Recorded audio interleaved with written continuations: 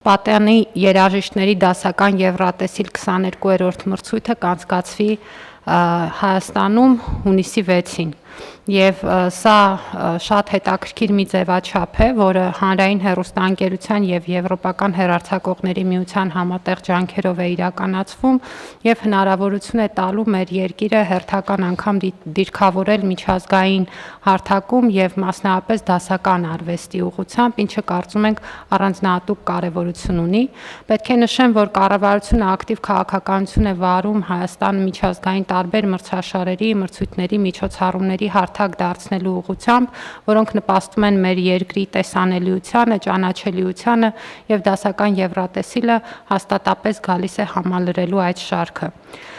Ինչ վերաբերում է բուն մրցույթին, ապա ինչպես նշեցի, այն կանցկացվի այս տարի հունիսի 6-ին, պետք է ասեմ, որ օրն էլ խորհրդանշական է, որովհետև ըստ էության մենք խոսում ենք աշխարհահռչակ հայ կոմպոզիտոր Արամ Խաչատրյանի ծննդյան օրվա մասին, եւ այդ օրը դասական արվեստի միջոցով եւս մեկ անգամ կընդգծվեն մեծանուն կոմպոզիտորի անվան եւ ստեղծագործական հարուստ ժառանգության արժեքն ու նշանակությունը։ Պատահական չի նաեւ, որ մրցույթը անցկացվելու է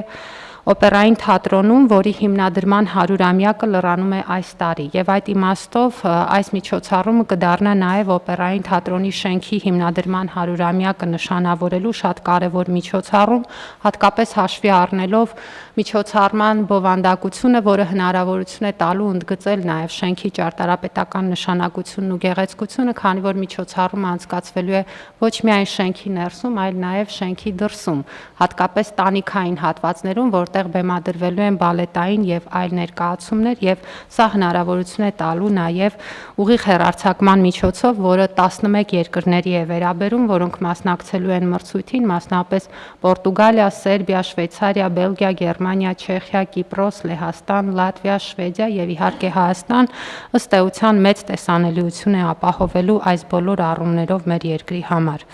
Միջոցառման ընթացքում կազմակերպվելու են նաև մի շարք միջոցառումներ հյուրերի համար եւ սա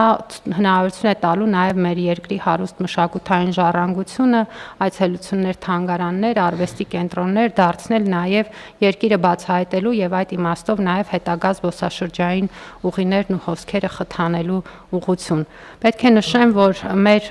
երկրի մասնակիցը լինելու է այս տարի 15-ամյա ֆլեյտահարուհի Էլեն Վիրաբյանը, որը արդեն իսկ ունի մեծ ճանաչում եւ տարբեր բեմերում եւ տարբեր հեղինակավոր նվագախմբերի հետ հանդես է եկել եւ մենք հնարավորություն կունենանք վայելելու դասական երաժշտության մի մրցույթ, որտեղ որակական շեմը բավականին բարձր է։ Այս նպատակով հատկացվում է շուրջ 665 միլիոն դրամ, որը ուղղված է լինելու միջոցառման կազմակերպչական, տեխնիկական, բովանդակային եւ այլ անհրաժեշտ ծախսերի իրականացմանը։ Խնդրում եմ հաստատել։ Շնորհակալություն։ Շնորհակալություն Տիկին Անդրեասյան։ Յուրաքանչյուր երկրից մեկ մասնակից է լինելու, հա։ Այո։ Իսկ տոմսերը վաճառվելու են։ Այո, բնականաբար մենք մշակութային մեր բոլոր միջոցառումների ժամանակ, ինչպես նաև սպորտային, դա կանոն ենք դարձրել, որպեսզի տոմսերի վաճառքը ունենա առանձնահատուկ տեղ եւ դրանով իսկ նաև խթանենք տնտեսականացումը ոլորտի։ Իսկ հիմա ես ճիշտ եմ հասկանում, որ ողջամիտ մատչելի գեներալ լինելու հաշվի առնելով, որ մենք մասնակցում ենք պետական միջոցներում։ Բնականաբար, պարոն Գրիգորյան,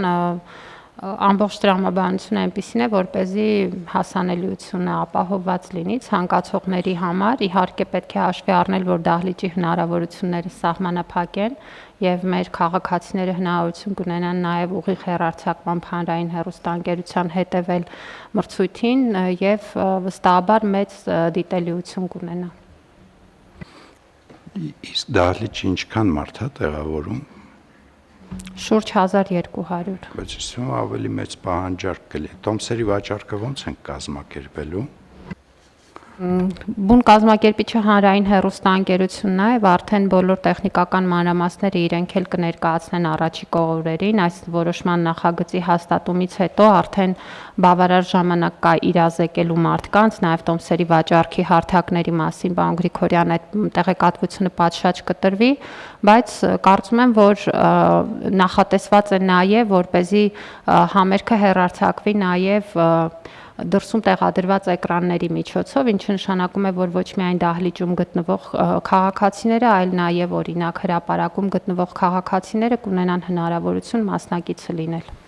Շատ լավ, Տիկին Անդրեսյան, ուղղակի հենց անենք, որ արհեստական միջնորդներ չհայտնվեն այդ վաճառքի process-ում, որտեղ այնուամենայնիվ կարծում եմ միջոցառումը շատ լավն է, շատ հետաքրքիր է հանրության համար, տեղերը քիչ են։ Շատ լավ, պարոն Գրիգորյան, առանձնահատուկ ուշադիր կլինենք այդ հանգամանքին եւ քանի որ նույն օրերին մեր քաղաքում տարբեր իրադարձություններ են, այդ թվում նաեւ գինու օրերն են, վստահաբար այդպես տարբեր տեղեր ունեն մարդիկ գնալու, հոսքերը կարծում եմ կբաժանվեն։